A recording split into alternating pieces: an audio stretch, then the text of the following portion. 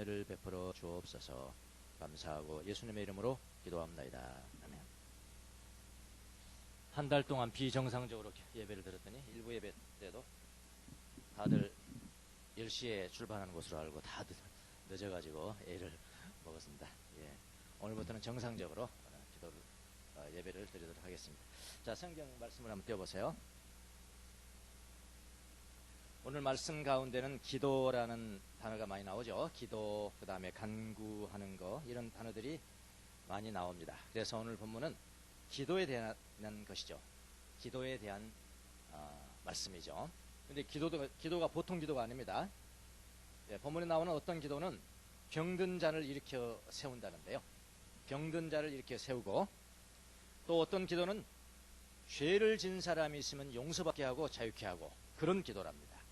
또 어떤 기도는 3년 6개월 동안 비가 내리지 않게 만들고, 또 어떤 기도는 3년 6개월 동안 가뭄에서 벗어나게 비가 오게 만드는, 그야말로 보통 기도가 아니라 초자연적인 이적을 일으키는 그런 기도들을 이야기를 하고 있습니다. 마치 예수님이 파도와 바람을 잔잔케 했던 것처럼 우리와 똑같은 사람인 엘리야, 우리와 똑같은 사람인데도 그렇게 했다는 겁니다. 이런 내용입니다. 자, 참 좋죠. 이거 읽는 게 좋은데, 이런 기도의 능력이 우리 교회 가운데도 일어나면 얼마나 좋을까요? 우리 가운데도 일어나면 얼마나 좋을까요? 병든 사람이 있으면은 은사 받은 사람 혹은 주명수 목사님, 담임 목사님 불러다가 기도 한 번 하면은 딱 낫고, 병든 자가 낫고, 또 죄진 사람이 있으면은 불러다가 기도 한 번 받으면은 죄가 용서받고 일어서고, 요즘처럼 가물 때는 또 불러서 기도 한 번 하면은 소낙비가 그냥 내리게 하고, 그러면 참 쉽죠.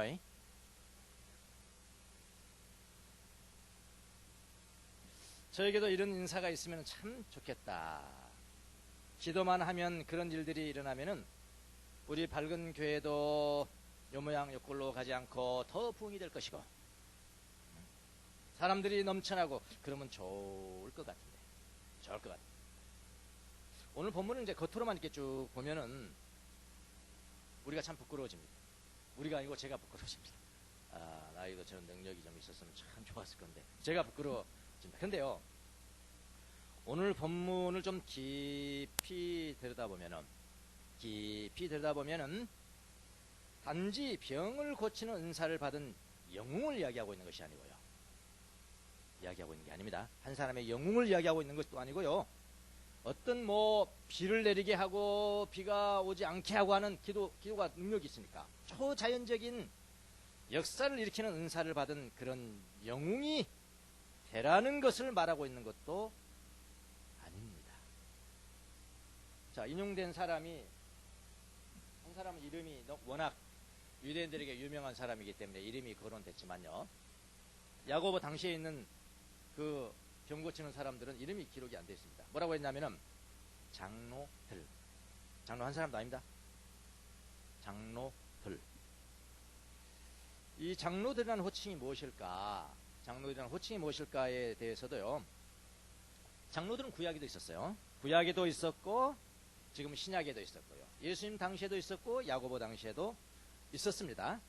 그래서 이 장로들에 대한 여러 가지 해석들이 있어요. 그런 해석들이 복잡하니까 여러분은 자세하게 알 필요는 없어요. 간단하게 가르쳐 드릴게요. 오늘 야고보서에 나오는 장로들이라는 것은 오늘날 장로님 임명하고 하잖아요. 장로 안수하잖아요. 그런 장로 직분이라든지 아닙니다. 그게 그런 직분이 아니에요. 아니면은 어떤 장로는 그냥 목사라 했더라, 오늘날 목사하고 똑같다라고 하는 그런 해석도 있잖아요. 그런 목사라든지만을 의미하는 것이 아니고, 그냥 우리 교회 공동체 내에서 나이도 지긋하고, 원래 영성을 말하는 데 있어서는요, 한 50은 넘어야 된다는데요.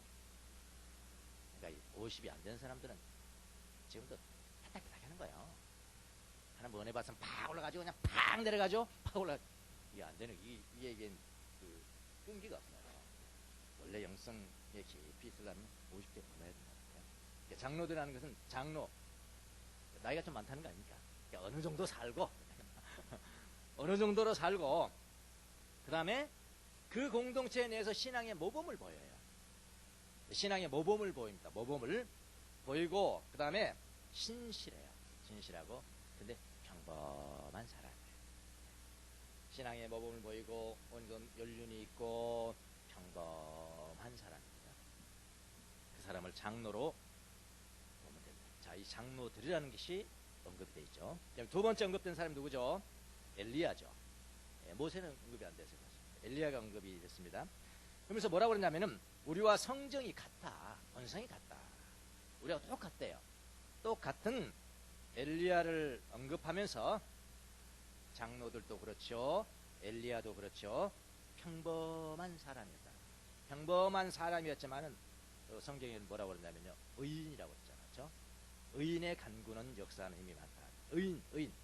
의인이었다는 것이에요. 그래서 오늘 본문은 어떤 공동체 안에서 특별한 은사를 받은 영웅에 대해서 그리는 것이 아니고요.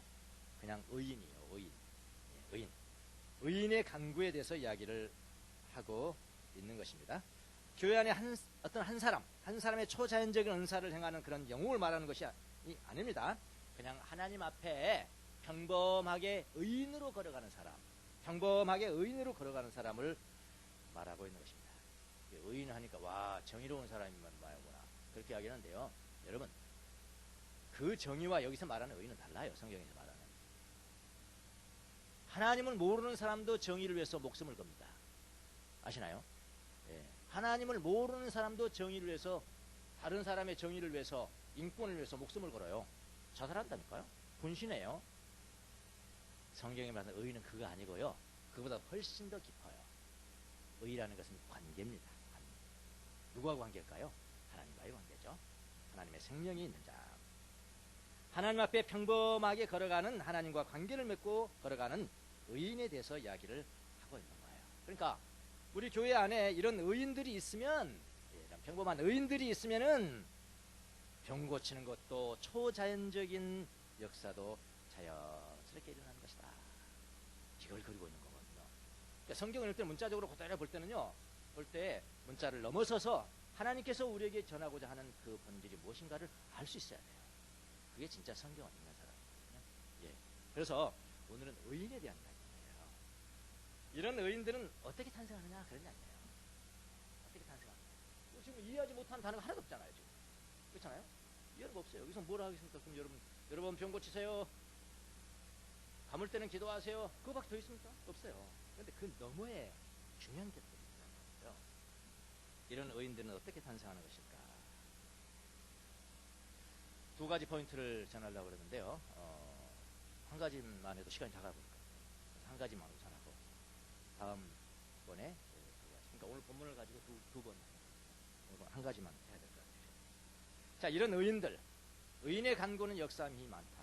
그런데 이런 의인들은 어떻게 탄생하는 것일까요? 공동체 안에서 나오는 거예요. 영적인 공동체 안에서.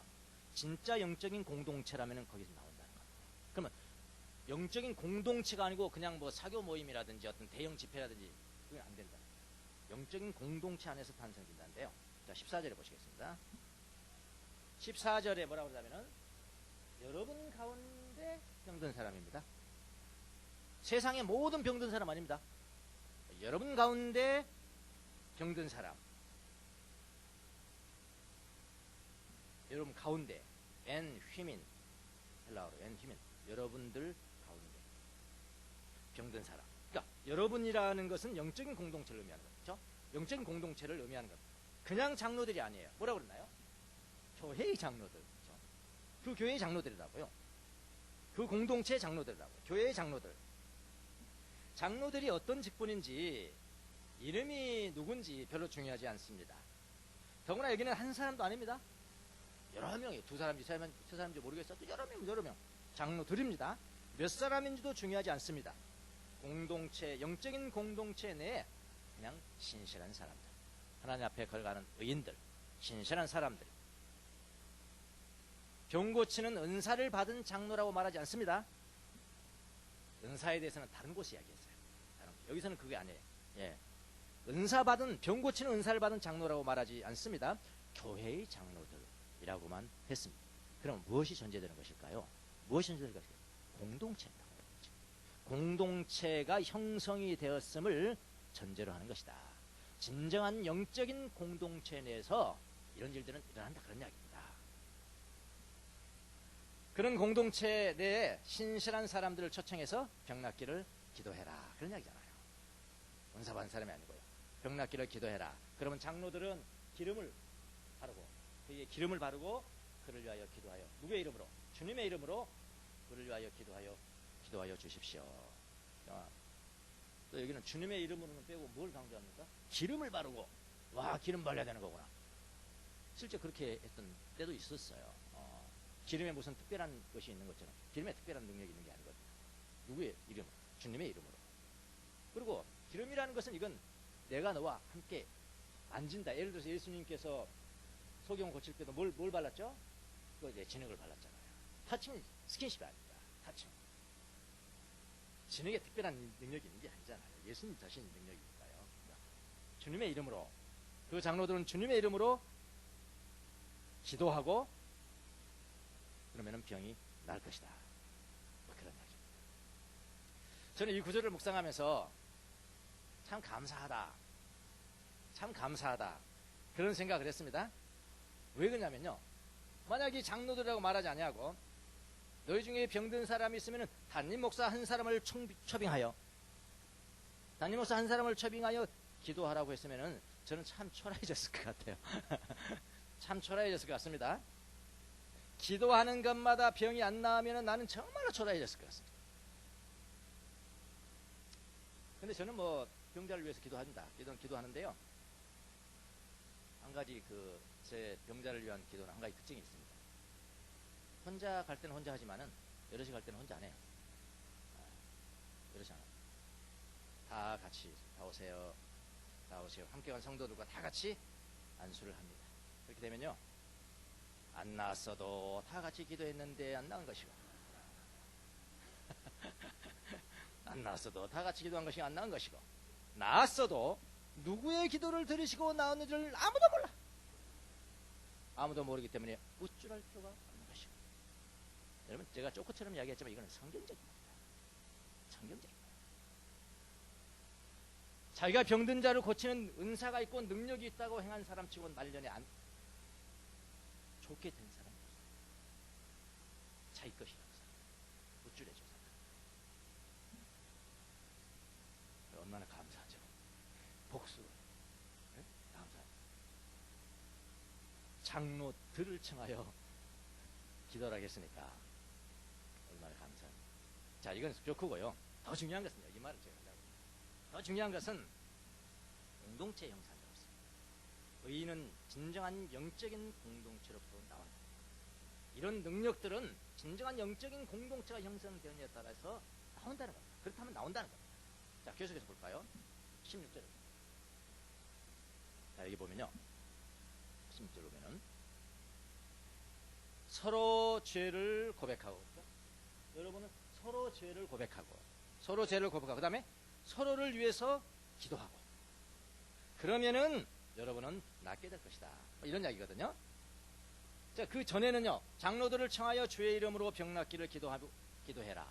그러면 죄 용서 받기를 기도해라. 그러면서 결론으로 16절을 이야기하고 있거든요. 16절을 이끄는 접속사가 하나 있는데요. 헬라어로 운입니다. 운. 근데 여기 잘 번역이 났죠. 그러므로 운. 되었고 운. 그러므로 서로 죄를 고백하고 서로를 위해서 기도하라고 그렇게 이야기합니다. 그러면은 낫게 될 것이다. 그러니까 이게 뭡니까? 서로 죄를 고백하고 서로 기도하고 영적인 공동체 아닙니까? 참된 영적인 공동체 아닙니까? 공동체를 형성하라. 그러면 기도 응답이 빠를 것이다. 그래서 중요한 것은요. 영적인 공동체를 먼저 형성하는 것이에요. 여러분, 예수님도요. 예수님 생일을 보시면요. 예수님 생애 동안에 중요한 게 하나가 있는데 그게 뭐냐면 영적인 공동체 형성이에요. 공동체를 형성하는데 힘을 쓰셨어요. 밤에는 홀로 기도하셨죠? 예수님? 밤에는 홀로 기도하셨고 고독 속에 기도하셨고 그 다음에 아침이 되면 뭐랬어요? 아침엔 제자들을 부르잖아요. 제자들을 불러서 함께 먹고 함께 거하고 함께 가르치고 이 공동체 형성이에요. 오후에는 뭐 했을까요? 사역하시고 홀로 기도하시고 공동체를 형성하시고 사역하시고 세 가지가 대단히 중요한 일들이었습니다. 그래서 우리가 그리스도의 이름으로 모였다면은 그 교회는요 영적인 공동체가 돼야 돼요.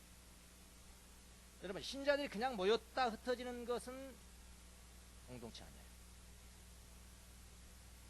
한번 예배 드리고 한번 우리 목사님 설교 좋다니까 한번 딱 듣고 그냥 딱 가버리고 그 다음에 다음 주에 또 성경 가지고 와. 저 어떤 분한테 정기적으로 성경 읽으세요? 정기적으로 성경 읽으십니까? 그랬더니 아니래요. 그럼 언제 읽으십니까? 주일날 목사님 읽어준 거 그거예요.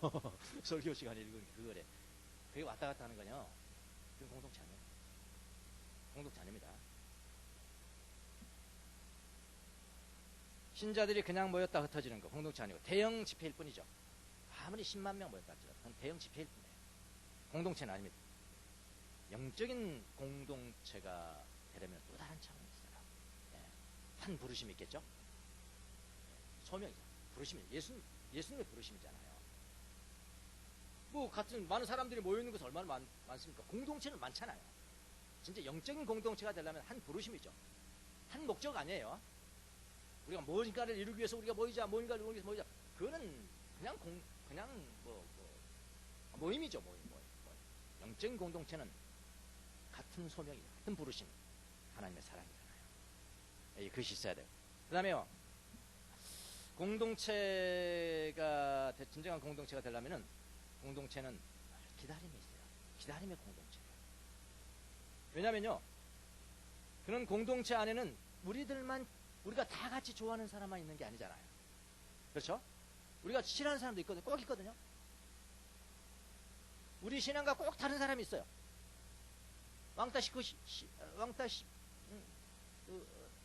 시키고 싶은 사람이 꼭 있어요. 오라면 안 오고 가라면 오고. 너무 힘들죠. 어떻게 보면 꼭 다른 사람. 영적인 공동체는 다른 사람이 있다. 근데 여러분 진정한 영적인 공동체가 되려면 똑같이 우리가 좋아하는 사람만 모이는 거 아니거든요. 같은 목적만 가진 사람만 모이는 게 아니거든요. 좋아하는 사람, 같은 성질의 사람만 모이면 뭡니까? 그건 공동체를 안 하죠. 그걸 뭐라고 합니까? 패거리라고 하잖아요. 그걸 패거리입니다. 친노, 패거리, 친박, 패거리. 우리끼리 아니면 안 돼. 패거리잖아요. 그게. 패거리 정치. 뭐 그렇게 이야기해요. 그걸 패거리라고 합니다.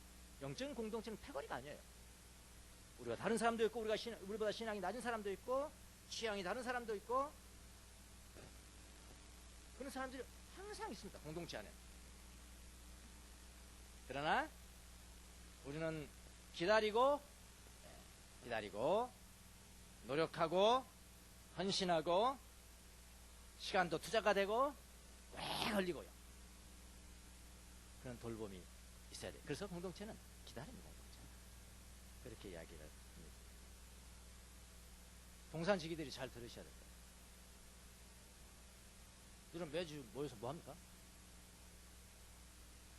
뭐 하세요? 어떻게 이런 사람들을 참아낼 수 있는 것이 될까? 그런 거 나와야 되는 거 아닙니까? 이런 사람들은 어떻게 되고 저런 사람은 어떻게 되고 그렇게 하셔야 되는 거 아니에요? 그리고 공동체의 기도는 진정한 공동체의 기도는 기도랍니다. 기도가 없으면 안 되는 거예요. 공동체가 기도할 때 그 공동체의 방향이 뚜렷해지죠? 그 방향이 뭡니까? 오직 하나님. 오직 하나님께로 향하게 된다. 그래서 기도는 영적인 공동체의 본질이다. 너무 바빠서 공동체가 기도하지 않는다면요. 그 공동체는 한 목적을 가진 공동체일지는 모르겠지만은 한 부르심, 한 콜링, 한 부르심을 가진 공동체는 아니라고 얘기해요. 그래서 공동체는 항상 기도가 있어야 돼요. 개인 기도도 있어야 되지만은 공동체 기도지. 그래서 우리는 예배 때 공동체 기도 하잖아요. 동산도 마찬가지예요. 전체가 모여서 공동체 기도 기도하고 개인이 기도하고. 공동체 기도만 있고 개인 기도가 없으면 몸이 건조해지죠. 근데 어떤 사람은 개인 기도는 있고 공동체 기도하면 주관적이죠. 그러니까 공동체 기도와 개인 기도가 항상 균형을 이루는 그렇게 돼야 된다는 겁니다. 그래서 영성 공동체 어디 수도원 같은 데 가보면 성무일도 되죠. 성무일도. 공동체가 하루에 3번 내지 7번씩 모여서 항상 공동체를 기도를 해요. 그 이유이죠. 영적인 공동체가 되려면 공동체 기도가 있어야 되는 것이다. 여러분 이제 동산이 진정한 공동체가 되려면요. 이렇게 하셔야 돼요. 시간 날 때는 모이고 안 날 때는 그만두고 너무 우리가 오래 끝나 한번 얼굴나 보자. 친교를 위해서 얼굴나 보자 하면서 모이면은 안 됩니다. 정기적인 모임을 가져야 됩니다. 너무 기초 아닙니까? 정기적인 모임을 갖고 성실하게 출석을 해야 돼요. 그래야 영적인 공동체가 형성이 된다니까요. 영적인 공동체가 형성이 됐을 때 이런 의인들의 강구가 나온대요. 이건 안 되면서 뭐 그건 아닌 거예요. 이 본문이 가르치는 게 그거예요. 정기적인 모임을 갖고 성실하게 출석을 해야 합니다. 가장 기본적인 가르침입니다. 기본적인 가르침은 여러분 10번씩 100번이라도 가르쳐야 돼요. 그 다음에 그룹 전체와 서로를 위해서 기도합니다. 그 다음에 자신의 삶의 모든 부분, 우리 삶의 모든 부분이에요. 내 삶의 모든 부분이 있던 나의 어두운 체험이라든지 아니면 밝은 체험을 숨김없이 나눌 수 있어요. 나눌 수 있어야 공동체가 형성이 된 거라니까요. 아니면 아니라니까 지금. 예. 공동체가 되었을 때 자기의 어두운 부분을 나눌 수 있는 것이 가능해집니다. 그렇지 않을 때는요 위험해져요. 아시겠습니까? 그러니까 여기 서로 죄를 고백하고 이걸 절대화시키면은 위험해질 수 있습니다. 어떤 사람들 저걸 절대화시켜가지고요 막 대형 몇천 명 모여있는 데서 실제 일어난 사건입니다. 어떤 처녀가 아직 결혼을 안 한 처녀가 자기 처녀 때 뭐 잘못한 것들을 다 막 이야기하라고 그러니까 뭐 다 이야기. 여러분 그런 동영상이 막 돌아다니는데 결혼하면 그 신랑이 보지 않으실 보잖아요. 그거 어떻게 됩니까? 절대적인 거 아니에요. 뭐가 형성됐어야 돼? 공동체가 형성됐어요. 그래서요 대형 집회는 공동체 아니에요. 거의 5명에서 10명이 거의 소그룹이 되지 않으면은 그건 아무리 큰 교회도 건강하지 않습니다. 공동체가 네. 나의 어두운 부분까지 숨김없이 나눌 수 있는 그런 공동체가 형성이 됐을 때는 이런 역사들이 나온다. 그렇지 않을 때는요 아무 말이나 해도 위험해질 수 있습니다. 절대적, 그러니까 제가 이야기하는 것은 서로 죄를 고백한다는 것은 절대적인 것이 아니에요. 전제가 있어요. 어떻게 해요? 영적인 공동체가 형성됐을 때 그게 가능한 거예요. 그리고 그리스도의 사랑으로 서로를 격려하며 도와주고 이끌어줍니다. 이게 특징이에요. 공동체. 그 다음에 서로가 정해진 약속과 책임을 나눌 수 있도록 사랑으로 돕습니다. 그리고 모임에서 나누었던 것들은 중요한 겁니다. 서로 존중하면서 개인의 비밀을 지켜줍니다. 공동체가 형성됐을 때 개인 비밀이 지켜지는 거죠. 안 그러봐 안 해요. 얼마나 말하길 좋아하는데. 더구나 다른 사람 어두우면 얼마나 말하길 좋아하는데. 또 자기가 숨긴다고 그러면서 직접 이야기하니까 간접적으로 다 이야기합니다. 다 알아들어요. 공동체가 형성이 안 됐을 때는 위험하단 말이에요. 조심 하셔야 됩니다. 이런 것들이 공동체의 신자들이 많이 모이는 대형교회만으로는 절대로 공동체 형성은 불가능합니다. 소그룹으로만이 가능합니다. 만약 여러분의 공동체, 공산 모임이 이렇게 영적인 공동체가 형성이 되었다면 서로 죄를 고백하는 일이 일어날 것이에요. 서로 죄를 고백하고 서로를 위해서 기도하는 일이 일어날 겁니다. 이렇게 똑같이. 그러면 병든 자가 있으면 공동체 내 신실한 분들을 불러서 함께 기도하면 여러분이 죄를 지었다 할지라도 용서받을 것이고 그리고 병이 낫게 될 것이다. 하나님의 약속입니다. 이것이 하나님의 영광이라면 다 낫게 될 거예요. 여러분 병이 낫는 일과 죄가 용서되는 일은 철저하게 오늘 한 사람의 능력이 아니에요. 이거는 하나님의 소관. 아시겠어요? 병이 난다든지 죄가 용서된다는 것은 한 사람의 능력이 아니란 말이에요. 한 사람의 능력이라고 생각하니까 나중에 다 잘못되는 거예요. 한 사람의 능력이 아니고 절대적으로 하나님의 소관이고 하나님의 능력이에요. 하나님의 뜻대로 하시는 거예요. 하나님의 뜻대로 하시는 거예요. 하나님이 원하시면은 나올 수도 있고 안 나올 수도 있습니다. 못하는 뜻이 있겠죠. 하나님의 뜻을 모른 채 하나님의 능력을 이용해서 병을 고칠 때는 그것은 인간의 힘이지 하나님의 역사는 아닙니다. 여러분, 주님의 이름으로 아니더라도요, 병이 낫는 초자연적인 역사는 기독교 아니고요, 타 종교에서도 얼마든지 일어나는 현상입니다. 아시나요? 불교 스님들 병 낫게 하시는 거 아시잖아요. 이슬람도 마찬가지. 모든 종교에는 병 낫는 게 있어요. 주님의 이름이 아니에요. 그러니까 병 낫는 현상만 보고 다 이거 하나님의 일이다라고 생각하면 오해라 이 말이에요. 여러분, 모세는 지팡이로 반석을 쳐서 물이 흐르게 했습니다. 어떻게 보면은 3년 반 동안 비 안 오게 한 것보다 사람들이 볼 때는 더 큰 이적 아닙니까? 비 안 오게 할 때는 우연히 가물 때도 있으니까 하늘에서 비 줘야 되는데 뭐 기도의 능력이라고 안 할 수도 있잖아요. 근데 막 눈앞에서 반석을 쳤어요. 물이 막 콸콸콸 나오는 거야, 광야에서. 그럼 더 큰 이적 같이 보이잖아요.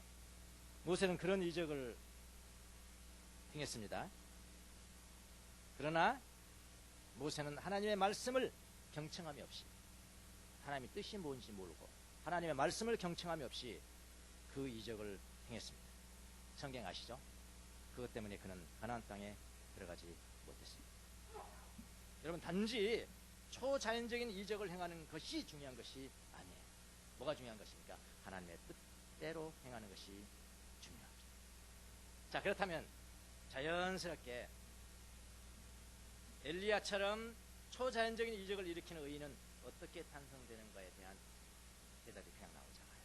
이게 뭡니까? 하나님의 음성을 경청하는 훈련으로 탄생합니다.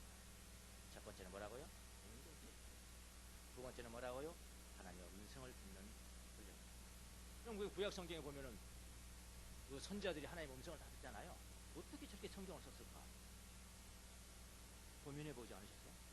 나 여호와가 말하노라. 하나님께서 말씀하셨습니다. 그렇게 하잖아요. 그게 뭐겠어요? 이제 뭐 엑스타시 하고 그렇게 말씀 받은 거죠. 여겨지나요? 그렇지 않아요. 하나님의 음성을 듣는 훈련으로 탄생되는 겁니다. 그래서 참된 기도라는 것은 하나님의 말씀에 대한 응답이에요. 하나님의 말씀이 먼저 임했고 그 말씀에 대한 응답으로 듣는 게 참된 기도라고요. 내가 움직이고 하나님 응답하는 것이 아니고요, 하나님 움직이고 내가 응답하는 것이야. 이것을 뭐라고 하냐면 경청이라고 합니다. listening이라고 해요. listen. 여러분, 엘리야가 기도해서 3년 6개월 동안 비가 안 오게 했는데 엘리야가 막 너무나 열심히 기도하니까 하나님이 안 주려고 했는데, 비를 계속 내리려고 했는데 너무나 간절히 하니까 비 안 오게 했다. 그렇게 이해하면 안 돼요. 그 성경의 기초가 아니에요. 성경을 잘 배우시면은 하나님 먼저 말씀하신 겁니다. 엘리야는 경청을 했어요. 그거 가지고 기도하는 겁니다. 비 안 올 때도 마찬가지거든요. 내가 비 안 오게 할게, 비 오게 할게. 그걸 들었어요. 그리고 그걸 그냥 기도하는 겁니다. 자연스럽게 경청으로 가는 겁니다. 경청에서 의인이 탄생됩니다. 그 경청은 다음 주 계속해서 이어지도록 하겠습니다. 하나님의 음성을 어떻게 경청합니까? 기도하겠습니다.